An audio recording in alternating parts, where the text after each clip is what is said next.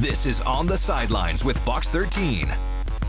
All right, welcome back to the On the Sidelines podcast. The Seahawks wrapped up a big, dominant first win of the season on the road. The Mariners are just red, spanking hot, 10 straight wins. We're going to be talking about all of it, as well as updating our picks. I'm really excited about that. I'm your host, Ethan McReynolds. Here, as always, my partner in crime, DJ Dante Jackson. DJ, I'm really excited for the picks. I hope you are too. The standings are working well in my favor. But the Seahawks they played some incredible football on Sunday. What did you see? Yes, I love what I saw out of the Seahawks. I mean, you saw a resilient team. It was a tale of two halves. I mean, it seems like they tried to give the game away in the first half, and then they came back in the second half, showing their mettle. And I mean, they pulled away, 31-17. I think the score is kind of misleading. You say it was a dominating, performance. I beg to differ. I think the game was a little bit closer than the score indicated. However, the score is the score, and they got the W, and that was the most important thing to me. I say dominated because, despite the mistakes, I mean, you look at it was a tale of two halves. Not in the sense that the Seahawks weren't as good in the first half. They were just shooting themselves in the foot. Yes. You've got a couple of plays, the Darnold interception to Cooper, looking for Cooper Kupp. Jalen Ramsey picks him off. That was, I don't know if it's a bad decision, but a poorly thrown ball from Sam. The decision to go play action on 4th and 1 instead of just running the ball. And then, I'm going to give Sam a pass on that interception. It's 4th down. You got to throw the ball there. Steelers just make a good play. They don't get full in the play action at all. I put that on play calling personally. But those mistakes in the first half, you got the missed field goal by Jason Myers. The Seahawks outgained the Steelers 188-69 in the first half. They gave up 69 total yards of offense, the defense did in the first half. And you go into the locker room down a touchdown. Yes. Like that just doesn't add up. In the second half, I felt like the dominance continued on both sides of the ball. I mean, the Steelers finished with just over 250 yards of total offense. Yes. I mean, if that's not and that was with them throwing the ball all over the yard with 4 minutes to go because the game was already over. Yes. If that's not domination, I don't know what is. I'll give it to you. You just changed my mind. You're right. I did feel like the Seahawks were in control of that game. It was a little bit too close for comfort for me. Mm-hmm. Those turnovers, though, were brutal in the first half, keeping the Steelers in that game. But then the Steelers became the gift they kept on giving with the Caleb Johnson fumble, on the kickoff. I guess he didn't know the rules, the dynamic kickoff. Second graders at recess know that rule. I don't know how he doesn't know that one. Well, I mean, forget about the rules. It hit his helmet. He touched the ball. Yeah. And then he reacted like, he didn't even know what was going on. George Alani with the heads-up play falls when it gets a touchdown. And it was just downhill from that point on. The Seahawks just stretched the lead out. And like you said, completed the game in dominant fashion. It was a historic performance by the Seahawks. I mean, they win their last 7 away games. They become road warriors now. 8 straight. Yeah, 8 straight. 8 straight. Okay. Yeah. All right. Now we all been talking about establishing home field again, and the Seahawks said, "Not so fast, my friends." We're road warriors. So they were 7-1 last season. Picks it up this season, wins against the Steelers. I love to see it. I do want to see him establish home field again, but I'll take a win. A win is a win is a win. Yeah, absolutely. Well, and I loved seeing Mike McDonald. The Renegade, the Steelers song comes on in the fourth quarter, and the whole Seahawks sidelines waving the towels and everything. Because Mike McDonald, with his time with the Ravens, very familiar with how to play in Pittsburgh. Mm-hmm. He took their song from him. He was playing it all throughout practice. Yes. So the team was ready for that intensity shift, and they used it to their advantage. Yes. I mean, that's the type of stuff I love to see. To your point, I would love to see them figure out how to defend home field advantage, which I feel like is a lot easier in the NFL than going in on the road. But, a win is a win. Yeah, I'll take it. And describe that atmosphere, because you were there, right? Yeah. I mean, talk about what do you feel about the team, just the atmosphere, the attitude of the team on the sideline when they were down and when they finally went up. I feel like they just never blinked. We were sitting in the press box, and you mentioned the turnovers. You can't make those types of mistakes on the road and expect to win.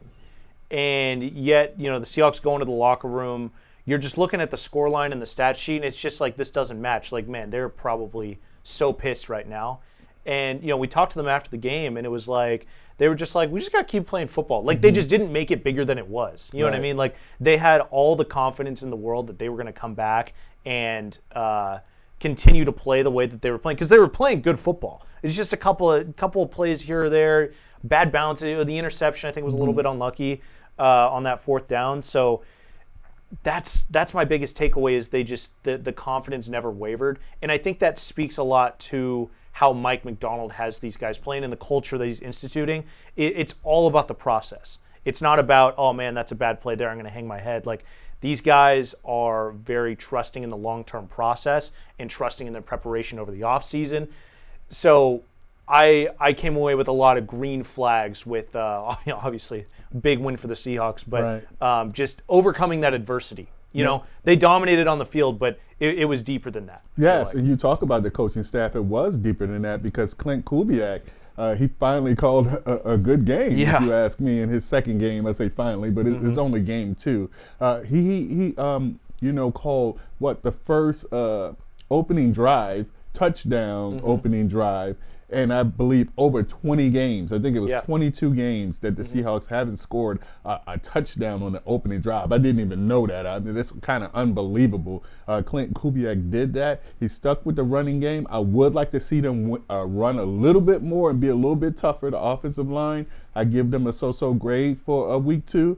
But all in all, it all came together. JSN was fantastic. You had Cooper Kupp making crucial catches. Torrey Horton scores his first touchdown. Elijah Arroyo looked good. A.J. Barner scores his first touchdown of the season. You've seen Darnold spreading it around, and I give credit to Clint Kubiak. Yeah, Clint. I mean, we talked about it last week on the podcast, how I felt like the play calling was guarding Sam Darnold. It felt like Kubiak was game planning to protect a rookie quarterback. He didn't let Sam Darnold take many shots. Too conservative. 2 play-action passes. And that's what we talked about all offseason, was you're going to ground and pound, and then you're going to run play-action off it, and it's going to be great. Week 2, he made that adjustment. The play-action was incredibly effective, except for that fourth down play, which I just don't think that was the time to run that, which is why, I thought Kubiak was good. If I had to give him a grade, probably a B+ for me. I think it could be a little bit better. 4th and 1, I think, people were saying, why didn't you run the tush push with A.J. Barner? You're 2 for 2 on that. It looked like it was 4th and a little bit over a yard. Yes. If it was under a yard, maybe you can do that.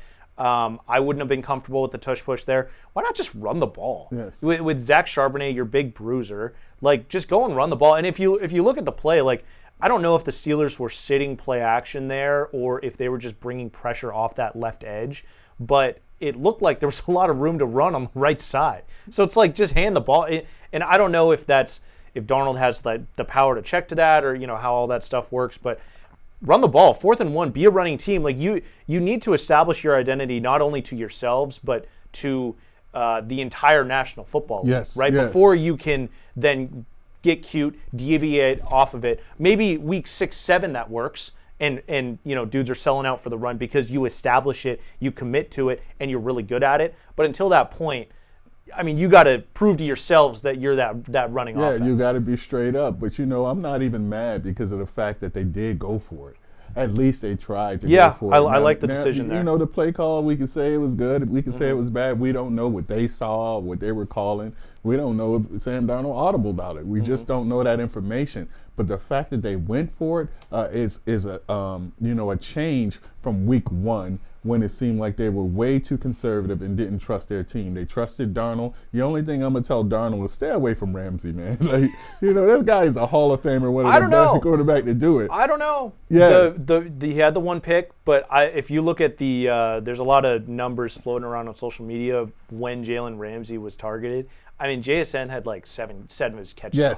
Yes. I mean, they were tearing him apart. Yes, JSN, and definitely he has arrived. Now, I've been kind of tepid on him, and I've been saying he's emerging. I think he's arrived. Yeah. The only thing left for JSN, I would say, is to get in the end zone, become that red zone threat, to become that target in the end zone. but as far as catches and yards and crucial catches also. Now, he's shown he can go over the top. He went over the top for 43 yards against Ramsey. He can go in the middle. I mean, this guy is amazing, and he has arrived. He is wide receiver number one. And it would be nice if he was more of a red zone target, and I don't know if that's him not getting separation or the plays not being designed for him. They have a lot of red zone targets they can go to. A.J. Barner, Elijah Arroyo. What I'm most impressed with JSN, and I think it's more important for him, is to be more of a third down target. Yes. You look at that first opening drive, they had 2 third down conversions, crucial third down conversions, 3rd and 6, a crosser to JSN, 3rd and 10, a deep slant to JSN. Yes. That's him. Like that, the drive is not extended without JSN getting open and Sam Darnold finding him on time and accurately. Yes. So JSN, very, very incredible game, and good to see Cooper Kupp getting involved at all. Yes. The yards after catch as well. I mean, how many times does he find the soft spot in the zone, and then he's turning the right way and getting some good yards after contact? Or yards after catch, just finding the soft spots in the defense. Like, that's just the veteran, savviness. Yes. And then Sam Darnold being on the same page with him. And they were all crucial catches. It seemed like every catch that Cooper Kupp made was a crucial catch to move the sticks, to get them ahead of, schedule. So I love to see Cooper Kupp involved. This is what we pictured. This is what we imagined when you signed a Cooper Kupp. You need to keep him involved, get him involved, and keep him involved. And he did that in week 2 versus the Pittsburgh Steelers. I love to see it. Before we get to our stars of the game, I want to touch on the defense because I think that's the biggest story of the day. They didn't have Devon Witherspoon, arguably their biggest playmaker on the entire team. And the defense stepped up and made every single big play that needed to be made. I mean, the only touchdown the Steelers scored was the off of the interception when they had they had the ball short field at the Hawks 21-yard line. Yes. That's the only touchdown the defense gave up the entire day to Aaron Rodgers, DK Metcalf, Jalen Warren looked incredible. Like last week, Reek Woolen had a tough day. He did. You go to week 2. He had the tough illegal contact penalty in the first drive, kept that going. Steelers get points off of that on a crucial third down. The rest of the day, he was incredible. Yes. I mean, you look at the Jalen Warren 65-yard catch and run play that got the Steelers to the goal line in the third quarter. It's Reek Woolen sprinting 60 yards downfield to make that tackle, to get him down at the 4-yard line. That gives the defense the opportunity. Darion Kendrick comes up with the interception. The guy only playing because Spoon is out, stepping up to help the defense make a ginormous stop in that game and turn the tide. It was definitely next man up. And Kendrick, he had a chance for another interception that hit him right in his hands. So Kendrick was all over the place. I loved his juice. I loved his activity. That's what I like to see, a jumpy athlete, just jumping everything. He got his interception, a crucial interception when they were going in for a score. Now, you talked about the only touchdown going to DK Metcalf. It was, ironically enough, it was a jump ball that I had been calling for the Seahawks to throw him for 7 years when he was here. How many times did he drop those, man? And you know what? That was the only time we heard DK Metcalf's name all game. 3 catches for 20 yards. They kept him quiet. They muted DK Metcalf in what was supposed to be a revenge game, and the Hawks defense just shut him down, if you ask me. I guess you can't say shut him down completely because he did score, but at the same time, DK Metcalf was a non-factor in this game, and I love to see it. The defense is looking up. My breakout star, Byron Murphy, got his first sack of the season. Leonard Williams, nails. The defense is great, and we kind of take them for granted right now. We expect them to get those stops,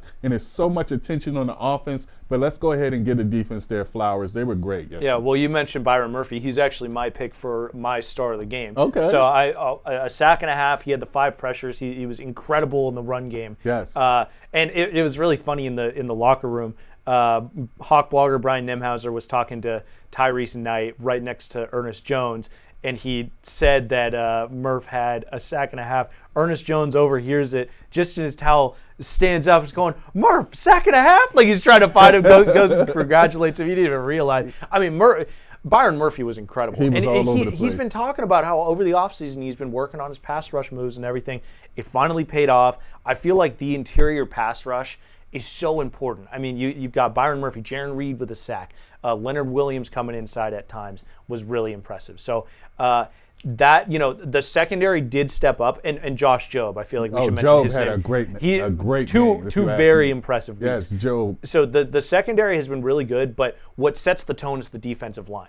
And if you can get away with stuff in the coverage and some weaker coverage, not that the Seahawks were, they were very good in coverage, but if you're getting pressure on the quarterback, it just changes the game. It makes it so much easier on the other guys. With that being said, the defensive line has been great this season. It's only been 2 games, but the defensive line has been solid. I would still like to see be more dynamic off the edge on the pass rush. I still want to see that threat. And who is that going to be? Is it going to be Mafe? Is it going to be DeMarcus Lawrence? I would love or Nwusu coming back from an injury. I mean, he got a few snaps. I would love to see us be a little bit more dynamic coming off the edge, and then I think this defense would be complete right now. So it still has room for some improvement, but they have played very well so far. But my star of the game was Ken Walker. Yeah. I mean, you just can't have, I'll raise my hand as one who's been banging on the table saying Zach Charbonnet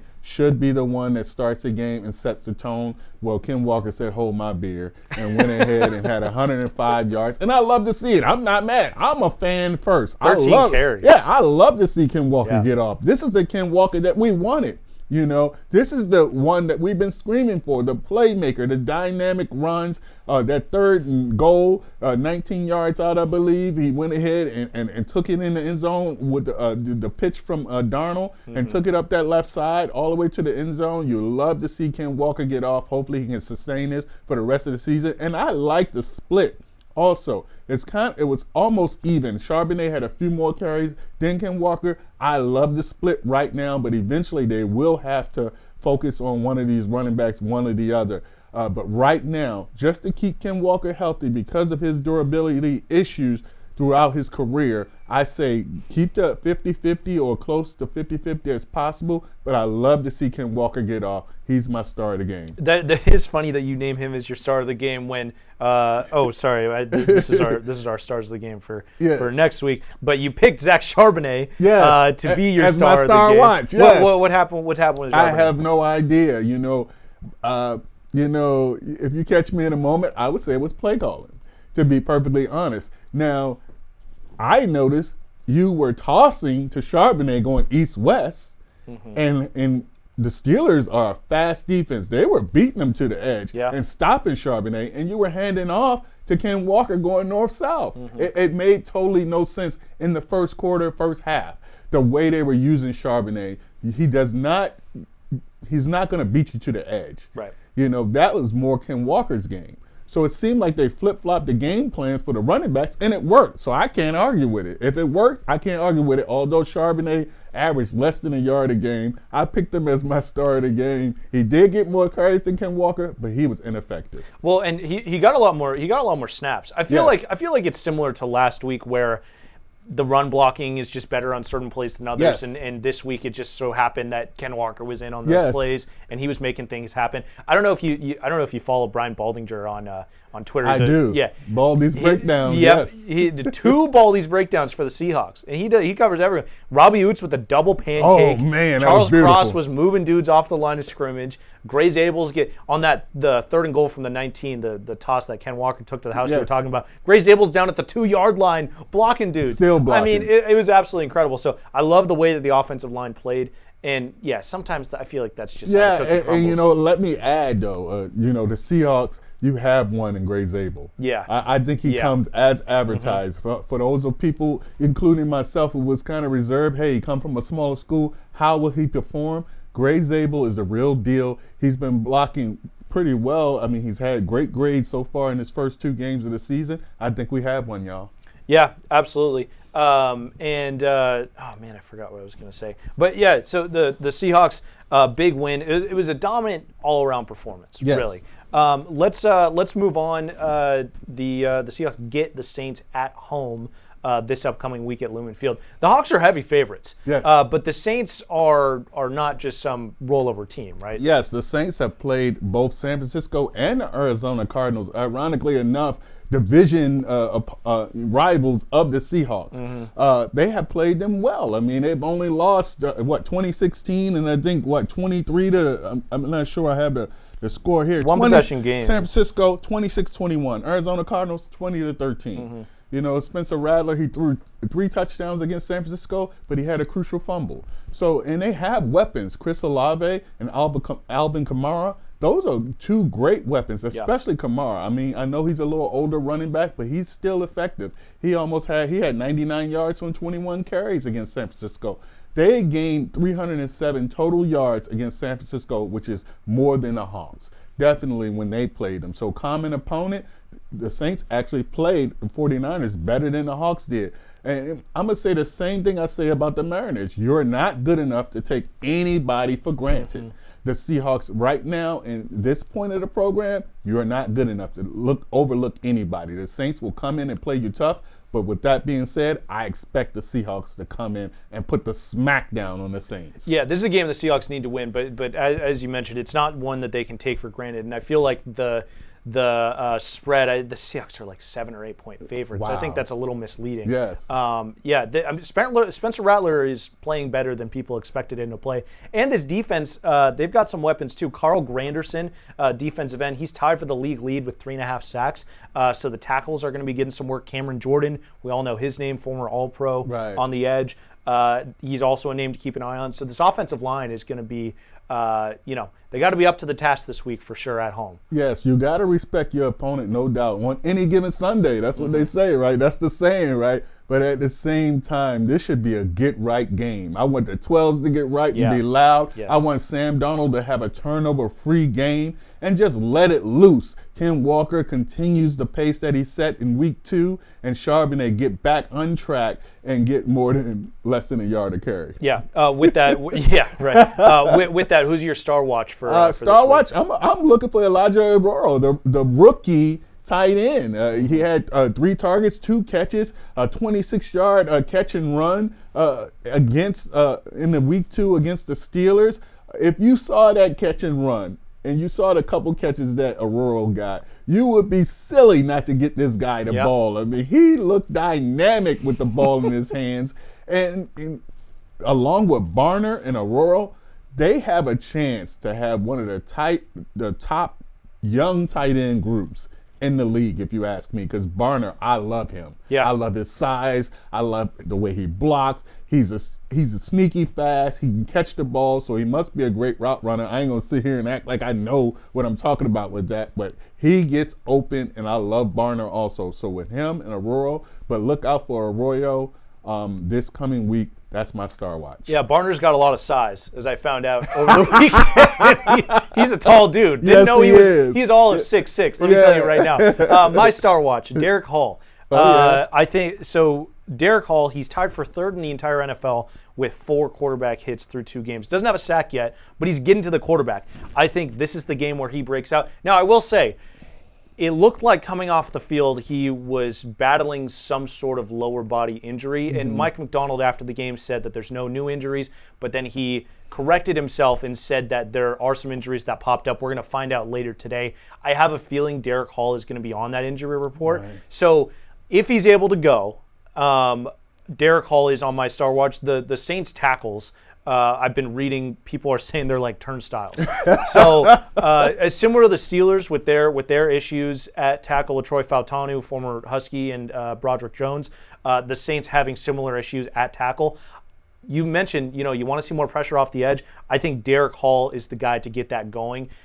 Just because he hasn't had the flashy plays, but he's getting to the quarterback. He's pressuring guys. So I like the Hawks defense. To start on the inside of the defensive line to shut down Alvin Kamara, put the Saints into a lot of 3rd and longs, to let those guys on the edge, Boye Mafe, Derek Hall, Uchenna Nwosu, go and eat at those tackles and then put Spencer Rattler under and pressure. Spencer Rattler, you better watch out because he's mobile also. And I think he's better than advertised. I like what I saw out of him in the mop-up duty from last season. I think he's a serviceable quarterback. Now, coming off that edge, Derek Hall, your star watch, the QB hits, they're great. But I need you to get home, Derek Hall. I need you to get home, Boye Mafe. Uchenna, hey, get back in shape and get home. We need to put these quarterbacks on the ground. I think the D-line has been doing their job with the pressure up the middle and stopping the run, which is their first priority. So I don't expect sacks and pass rush from them, and they've been giving that with Leonard Williams and Byron Murphy. Even Jaron Reed had a sack. So they've been giving us what we need. It's the edges that needs to get home. Yeah, one of the most promising things that came out of this, and Hawk Blogger tweeted this as well, was the Seahawks have the second best pressure rate in the entire NFL, and they're blitzing the second least out of the entire league. So they're getting pressure with just 4 guys. Very, very impressive stuff. Yes. If that continues throughout the entire season, I mean, Mike McDonald can do literally whatever he wants. Right. And then you get Spoon back, you can mix in those blitzes as well. I mean, that's the recipe for a dangerous defense right there. That's definitely the recipe. I mean, let's talk about it. We're not making comparisons, but that was the key to the LOB. Yeah. You had pass rush with only 4 players, and you're able to play coverage. You're able to blitz when you want to, not when you have to. So that's the success. And then you're developing players like Kendrick. Because of injuries, you don't want that, but you're developing your bench. Job comes in and helps. And at the end of the season, in the dog days, those substitutions, those reserve players will help because they have that experience. So I love the way they're developing their players. I love the way they're building this defense. I just want to see them be a little bit more dynamic and a little bit more aggressive and putting that quarterback on his back. All right, let's move on. The Mariners are red hot. They could not be more hot. Yeah. 10 straight wins in the Etsy Witch era, DJ. Come on. I mean, it's great. Oh, It's great. And just yesterday, Cal breaks the record for a switch hitter with his 55th home run right after getting hit in the neck, by the way, with a huge welt on the left side of his neck. And then a couple innings later, he hits number 56 and ties Ken Griffey Jr. for the most in franchise history. I mean, it's crazy. Now that we had just continue, but the spell was in the first place and go to the World Series. Yeah, I think we'll be good. But I mean, he's in rare. What more can you say about Cal Raleigh? I mean, he's in rarefied MVP. air. That's what more you can say. I guess. Hey, he's in rarefied air. He just passed Mickey Mantle. He just tied Ken Griffey Jr. I mean, those 2 names, you're talking about top 10 players in MLB history. And Cal is right there beside them and surpassed Mantle. So, I mean, Cal Raleigh, he's been amazing all season, putting the ball over the fence. And it matters also because now you have that home run threat, that big bopper in your lineup. And I guarantee if you're an American League team right now, you do not want to see the Mariners in the playoffs. They're first place in the division right now. As we predicted, or as we wanted, we said, hey, they need to win this division. We tried to manifest it for sure. Yes, from day one. So, we said it here first, right here on the sidelines, and it looks like that dream is coming to fruition. Yeah, the Astros have not been playing good baseball. They're in a series with the Rangers right now, and Yordan Alvarez might be out for the rest of the regular season. Oh, he is. That was announced. Yeah, so that's something to keep an eye on for sure. Very interesting. If he can even come back to the postseason, if the Astros make the postseason. I mean, the Rangers are right on their heels as well. Yes, the Rangers surprised me by coming up, in the rear, but it looks like they've fallen back a little bit. And the Mariners, if they continue on with this streak, the sky's no limit. I say once they get in, this team is set up. It's made for the playoffs. Yeah. And the superstars, the stars are being stars. DJ just love the stars, right? Julio is raking. You got Cal putting it over the fence. Randy with the vibes and the attitude. And now we have Bomb Canzone. Yep. Dom Canzone, 5 for 5, 3 home runs. Yeah. I mean, that's what you need. That's what takes to the ingredients for a special season, right? You need players like Dom Canzone to step up. You need Harry Ford to get a pinch run or a pinch hit here and there. You need those contributions from some of those players that you don't expect. And guess what? Jorge Polanco is back to being Babe Ruth again. Yeah, seven straight games with a double is snapped last night, but 10 doubles in 7 games. I mean, that's just crazy, and that's coming from your 5-6 hole. Right. It's the depth in this lineup is incredible. One thing that stood out to me over this 10-game win streak, you're not here without your pitching. And how long did we say that we need this pitching to get their act together? It's been night and day. The starting or the pitching staff in general, a 2.23 ERA, second in the bigs since the winning streak started. The starters are 7th in starter ERA, the bullpen best in the bigs. Before last night with the blowout and you're throwing your bad arms, they'd given up 1 earned run over 9 innings. Wow. And that's the extra inning game against the Cardinals. That's the extra inning game against the Angels. Back-to-back nights, you're leaning on Luke Jackson and Jose Castillo. And if you didn't know who that was before they came into those high leverage spots, I didn't either. We're following the team every day. We had no idea who those guys were. That's just baseball. That's just baseball right there. But you're getting contributions from all over. In the offense, they're doing all the splashy things, but it's Logan Gilbert getting back on track. George Kirby getting back on track. Luis Castillo, after those 4 starts with a 10-plus ERA, he's back to carving. Brian Woo's doing his thing.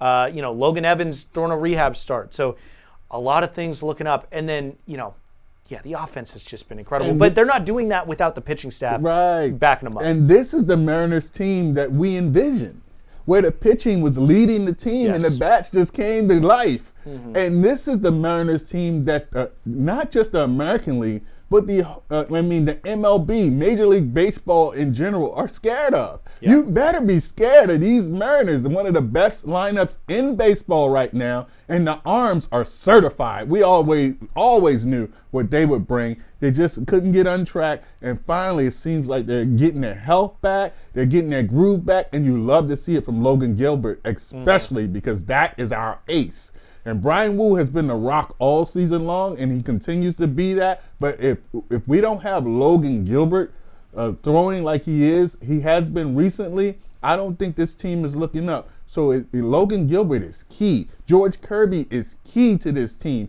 You get those 3, Woo, Gilbert, and Kirby. I don't know who's beating that team in the playoffs. Mm-hmm. I just don't know. It makes the Mariners the favorites, definitely. And with the lineup, you got Naylor contributing. You got Julio being Julio finally. This Mariners team should make the World Series. I mean, I don't see They have the best odds in the American League to win the World Series, and the second best in the entire league behind just the Dodgers. I mean, things are looking up for this Mariners team.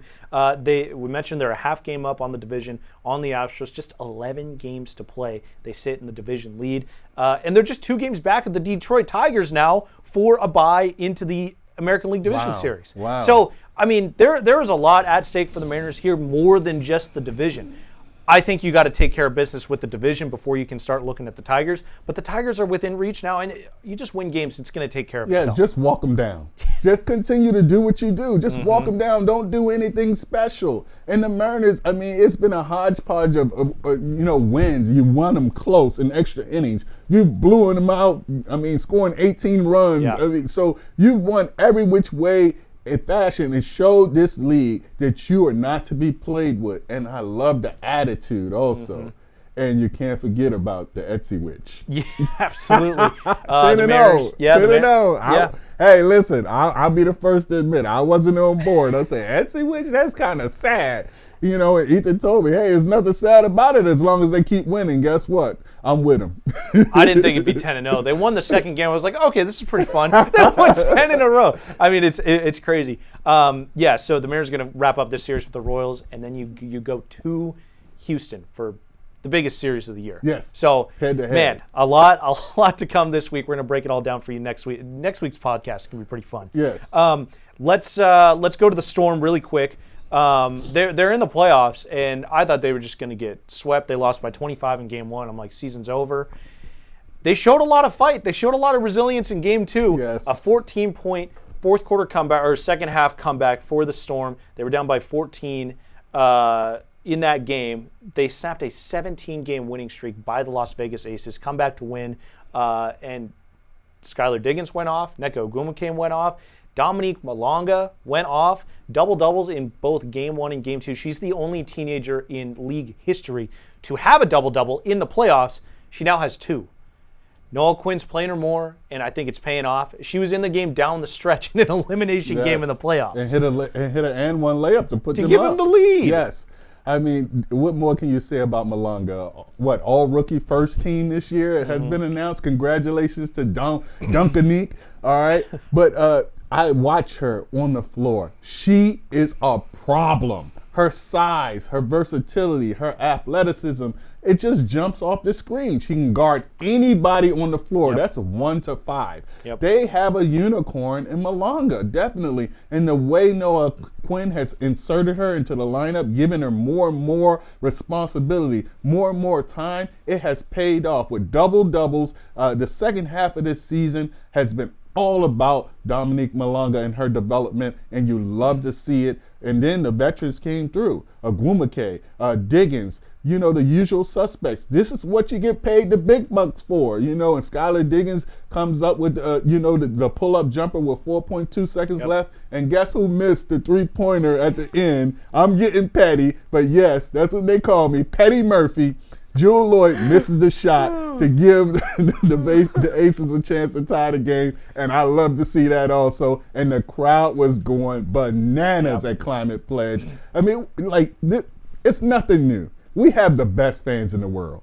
It's have, cool. Here in the Pacific Northwest, in Seattle, we have the best fans in the world. They show up and show out whenever the teams are winning. Even when they're losing, they continue to show out.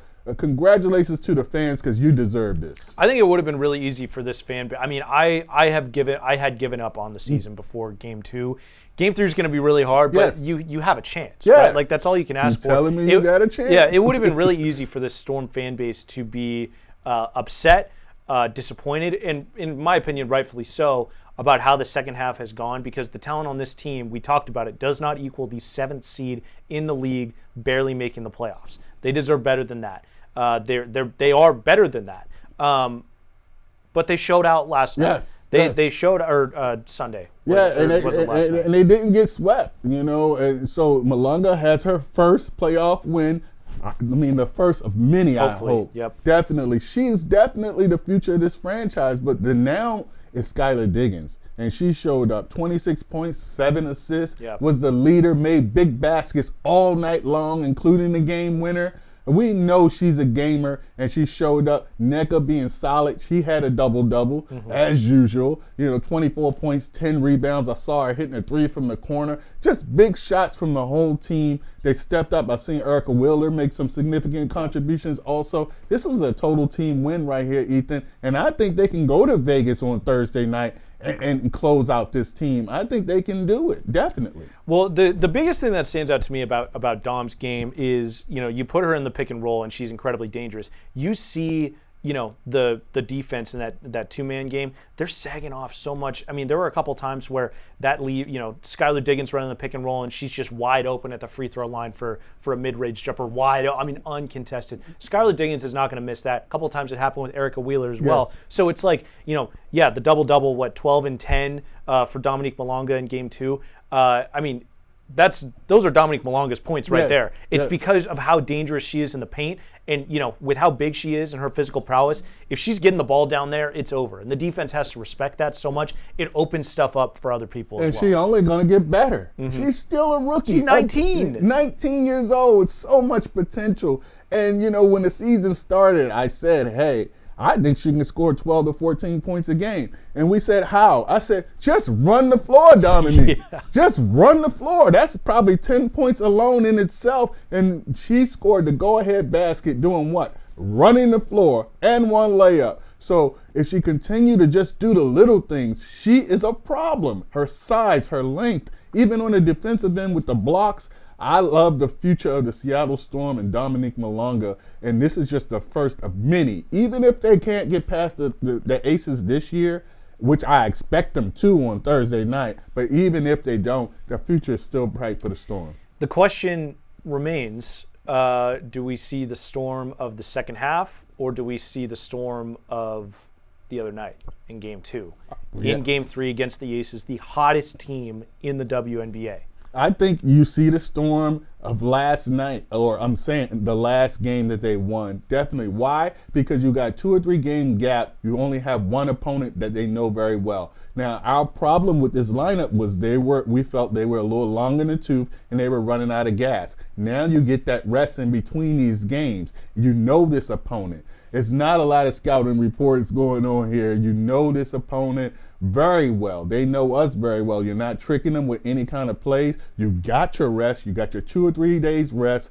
You play on Thursday night.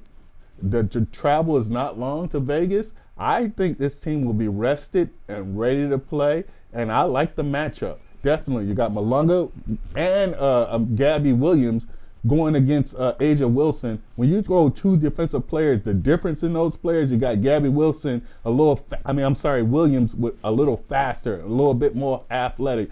And then you throw a different look with the length of Dominique Malunga on Asia Wilson. I think you have all the answers you need to beat the Aces this Thursday.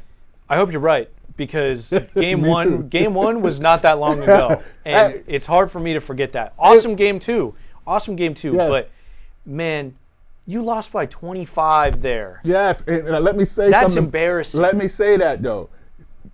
Sometimes team sports is a weird thing. I'm a coach myself. I'd rather lose by 25 than to lose by 5. Why? Because it wasn't close. We know we did wrong. You know, it's easy to come back from when you lose in a heartbreak fashion in a close game like that. It's hard to come back mentally that next game, which they bounced back with last night. So sometimes that big loss, it doesn't hurt as much as a close loss, believe it or not. So it's a weird game. They lost by 25. I think they put in their subs. They gave up kind of on the game when they were down. So the lead might not have, it might be a little bit misleading. That did happen though. They did get smacked down, but they came right back and showed their resilience. And I think they can go ahead and pull it out on Thursday night and move on. That's just the last thing, and then we'll move on to our picks. But that's the one thing that concerns me is Neko Ogumike after game one was like, we weren't ready to play, and they were. Game one of a playoff series, you're not ready to play? How is that possible? So what do you call it? The bipolarism of this team concerns me, but you know that they can run it with the best when they're playing at their best. Yes. And they showed that in game two. So. Yes, you talk about they wasn't ready to play. I've heard that statement so many times from the Storm. I think it's a throwaway statement. I mean, we know they're prepared. This is their job to be prepared. They lost by 25. They weren't ready to play. They weren't ready to play. In game one of a playoff series. You have the hottest team in the league with the best player, I feel, in the league. Now, I said that Asia Wilson was second in MVP race, but her second half of the season definitely propelled her. I think this is the league's MVP here. So you have a great player in Jackie Young, Jewel Lloyd coming off the bench. So, I mean, the Aces, I don't have to go up and down their lineup. We all know they're a great team. So they're on scholarship too. Mm-hmm. So make no mistake, this is a formidable opponent, but the Seattle Storm has won the season series, I believe, against the Aces. So we have their number. We know the matchups. That's all they got to do is finish. And Thursday night, I think they'll do that. All right, let's move on to our NFL picks of the week really quick. Yes. We check in with the standings. I've been looking forward to this. A 3-0 week from yours truly. Who's that big head guy going 4-2? Who's that? I mean, all of our records. I mean, I'm leading the way at 5-1. Yes. You, Dante, Austin, and Will are all at 4-2. Will with a 3-0 week as well. Yes. Me and Will nailing our underdog picks. Yeah. I was really surprised I was the only one that picked the Seahawks. To be quite honest, and I was very concerned when Devon Witherspoon was ruled out. But they end up coming through for me. Yes. Let's run through the picks for week 3. Will Ortner. He's going with the Packers on the road against the Browns. He's going with the Seahawks, heavy favorites at home against the Saints. And then his underdog of the week is the Cincinnati Bengals without Joe Burrow against J.J. McCarthy without J.J. McCarthy. Sorry, the battle Minnesota of the Vikings. backups. Yeah, Minnesota Vikings without J.J. McCarthy at Minnesota. That's Will Ortner's picks. Austin Lane, our producer extraordinaire, he's going with the Bills and Thursday Night Football at home against the Dolphins. He's going with the Packers at the Browns. And then his underdog, Bo Nix, in the Denver Broncos on the road against the undefeated Los Angeles Chargers. That's going to be a fun game. Yes. I like the Chargers in that one, but that's a good underdog pick from Austin. And the Chargers have looked great this season Yes, so they far. have. Yeah. I mean, right now, Justin At Herbert home is as probably well. my favorite player in the NFL right now. He just looks fantastic. He's my favorite player, too, just because he's on my fantasy team. Okay. Anyway, Dante. Mine too. All right, if I had to go through my picks, the underdog pick is the Rams over the Eagles. I hate to pick the division rival, the Los Angeles Rams, but I think they want their lick back from losing to the Eagles in last year's playoffs. Then we have the Green Bay Packers, and I'm going to go with the Buffalo Bills. Although, Josh Allen broke his nose in the last game, they say he might wear a visor this game, so that might affect him and his vision. He's not used to that, but I still pick the Bills. Go ahead with this, and I want to catch up with Ethan. I need to catch up, so. That was a real. The Josh Allen injury was a bummer because I'm in a 2-quarterback league. I had Josh Allen and Joe Burrow as my 2 quarterbacks. And they both missed time. They at one point last week, they were both out at the same time. Yes. I'm in 3 leagues. I'm 1-5 across my 3 leagues. It's the worst start to a fantasy season. Anyway, I'm going to stop talking about fantasy football because it's really getting under my skin. My picks, your on the sidelines standings leader. Okay, picks. all right. I'm going. Hail to the leader. I'm going with the Kansas City Chiefs at the New York Giants. There's no way the Chiefs start 0-3 facing the Giants. I'm going with the Bills at home against the Dolphins, Thursday Night Football, and my underdog, another primetime game. I'm going with the Detroit Lions at the Baltimore Ravens in Monday Night Football. The Ravens are like 4.5-point favorites. Wow. I think that's too much. After what the Detroit did? Lions are looking good. Chicago? Yeah, Lions are looking good. After that beat down, they scored 50 points. I think they still scoring right now. And Chicago doesn't look good at all. Well, Baltimore. Chicago. I'm Playing about Chicago. Last week in week 2 in Chicago. I mean, a lot of people picked them as a dark horse Super Bowl favorite. And Caleb Williams, they expected him to take a step up this season. I don't see it. Chicago is not looking good right now. Yeah, Chicago not looking good. That's going to be a really good Monday Night Football game, man. Yes. Detroit against the Baltimore Ravens. That's going to be a fun one. We're gonna keep you updated on these standings. It's a lot of fun that we're doing. 3 picks every week. One of them's got to be an underdog. I am leading the standings, but everybody else just 1 game behind, so we're going to be looking at that. DJ, you got anything else before we wrap things up? No, just go Storm. Go Storm, man. Go Storm. Go Storm. And Mariners, don't get complacent. Get greedy. Get greedy. All right.